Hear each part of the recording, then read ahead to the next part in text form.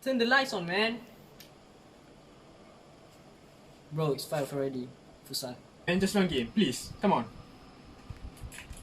5 minutes later. Are you winning, son? Let's win some real game, man. Oh, fine.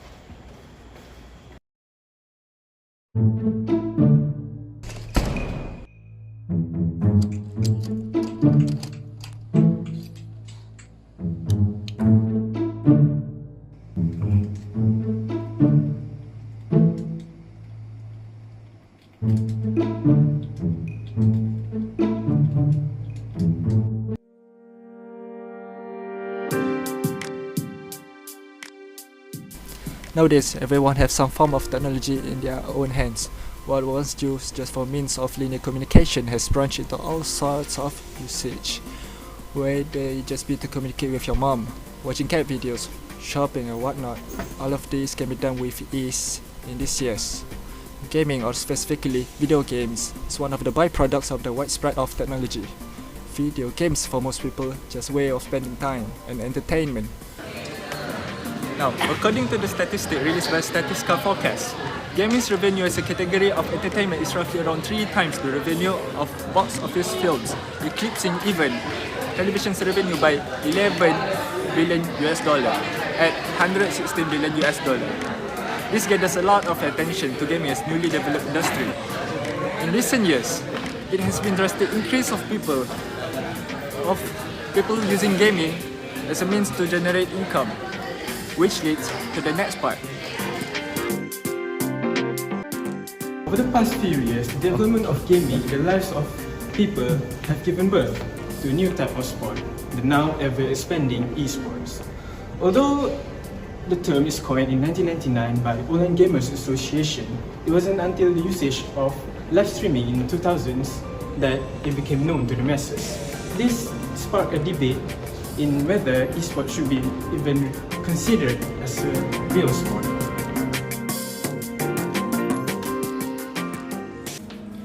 Now, let's talk about games. What even is a game? According to the Cambridge Dictionary, game is defined as an entertaining activity or sport, especially one played by children, or the equipment needed for such an activity. With that definition, can esports be even considered as a sport? Well, yeah. In Zuzana Vaclavikova's book titled Game Experience as an Educational Tool, she referred to Johan Huizinga, a Dutch historian and cultural theorist, who highlighted the concept of playing men in the work of Homo Ludens. He defined a game as a voluntary activity that is performed within a fixed time and space boundaries, voluntarily accepted but with unconditionally binding rules that have a goal in themselves and accompanied by a sense of tension and joy and consciousness of another being than everyday life. Well, computer game designer Chris Crawford also has an interesting way of defining what game is. Let's say you have a book. It's entertaining, but it's not a game, right? With that in mind, movies and TV shows are also not games because fundamentally they are not interactive. But if you have a thing that is both interactive and entertaining at the same time, now we've got what's called a plaything. According to Crawford, there are 2 types of playthings. If you can play with the object and it's fun, but there is no actual goal associated with it, it's called a toy. However, if there is an actual objective, a goal of some sort that you need to satisfy, now it becomes a challenge. Now, there are two types of challenges. If the challenge involves no other people or elements, let's say like playing a Rubik's Cube, like this one, it's called a puzzle. However, if there are other people that partake in the same activity, now we've got a conflict.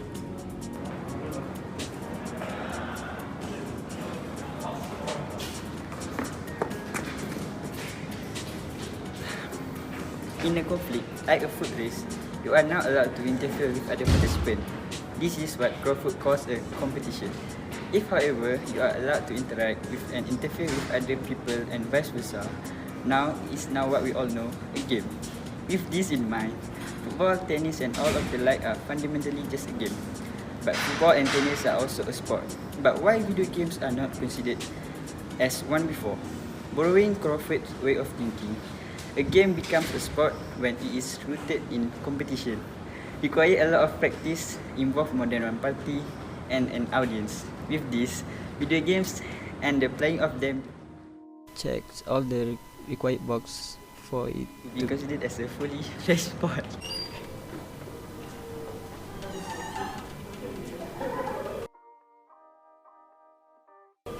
Now that we settled the debate, why do we even play games in the first place? Humans and many other animals play, and perhaps play originated as a way of physically preparing our bodies for real life challenges that we may or may not overcome. This sounds like it's making sense of this particular behavior, but there is little evidence to back up this claim. Because in practice, play can lead to injuries or wasting of precious resources, and it's not even close to simulating real life-threatening situations. The New York Times wrote an article about this particular claim. In that article, they point out that physically preparing the body may be less of a priority for play, but more to the preparation of the brain. Playing is good for the brain, especially for juveniles that is still undergoing brain and development. When in its prime time that we have an instinctive urge to play and pretend. For instance, young rat confined to cage with adult rat who refuse to play with them grew up with less developed brains.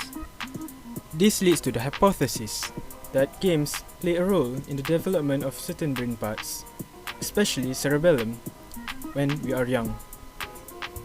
With all that in mind, Gaming has gathered a lot of people into this newly founded industry. More and more people have been seen taking a leap into this industry because of its growth. But is it all profit and no loss? Here's our funding on the both sides of gaming in this digital era. You may need to think twice before partaking in this activity, whether you're in for the long run or you're in just for as a new casual.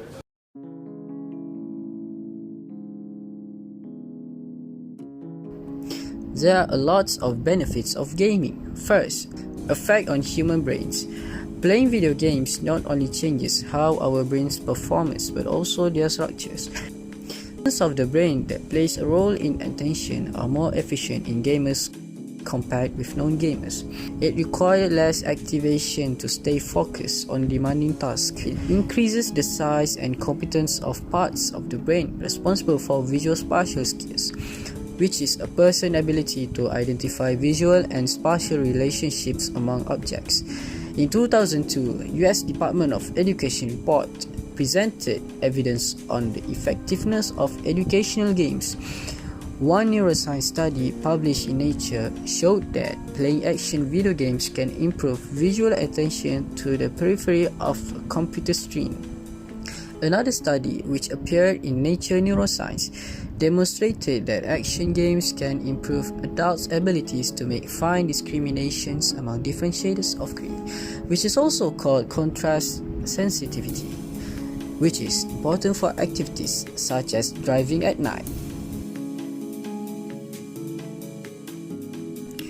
Video games could pique your interest in history. Many games use actual historical events to drive their stories. When we talk about historical video games, we refer to those games in some way represent the past or relate to discourses about it. Some games, which can be described as having a realist approach to the past, rigorously represent physical objects and environments, while also being consistent with broad historical narratives. Famous plays included the Assassin's Creed series, which features a variety of historical periods and situations. It also allows players to learn the functioning of a musket or to see a view from the trenches during World War I. Prepping for events, games are shown to be useful in preparing its players for the situations that may arise in their daily lives. As games tend to become more and more realistic in recent times, it is easier for the players to replicate and apply the skills portrayed in these games in real-life situations. A 10-year-old Griffin Sanders from Colorado saved the lives of his grandmother and younger brother when he took control of a moving car after his granny passed out at the wheel. When interviewed, Griffin credits a racing game for his quick action. What about Hussein Zaid? An Azerbaijani student got hired as an actual manager of a football team just because of his knowledge in a game called Football Manager. Games or simulation games has also been used to gauge the capabilities of new military recruits in the selections of pilots or just military training. The US military even recruited gamers who were experienced in aerial combat aircraft games as an actual military drone pilots. According to an article by Silicon, some of the former drones interviewed said that they were recruited when they were in their teens just by playing games really good. This proved that as more and more realistic games comes out, more and more preparation medium can be obtained by all people.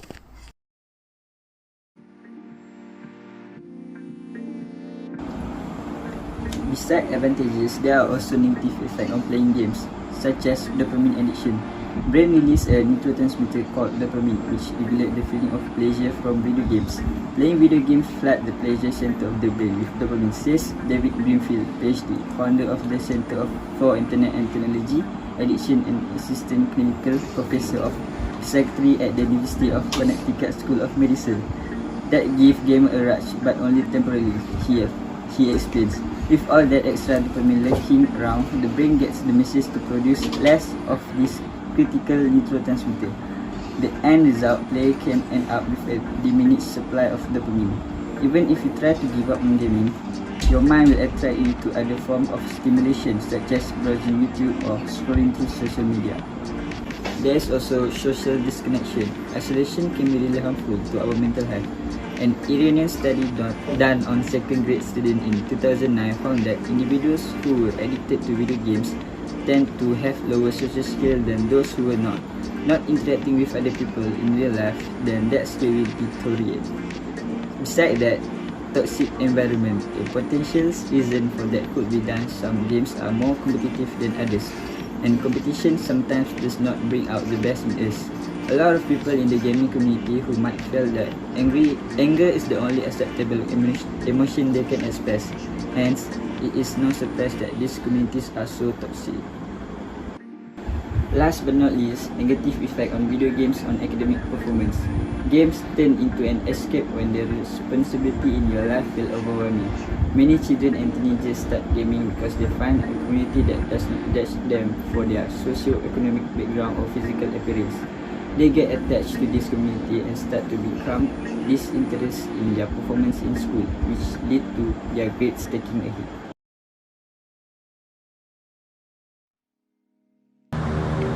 As per our findings, gaming can either be a part of our lifestyle, be it just a hobby or full-time job. But, as all things in this world, it has its own flaws and dangers that any one of us should not turn an eye away. There is a thin line separating affinity and addiction towards game. With that in mind, always consider yourself and the person around you before you partake in this activity. You might think you're the one that's playing the game, but sometimes the game might be playing you instead. Go on.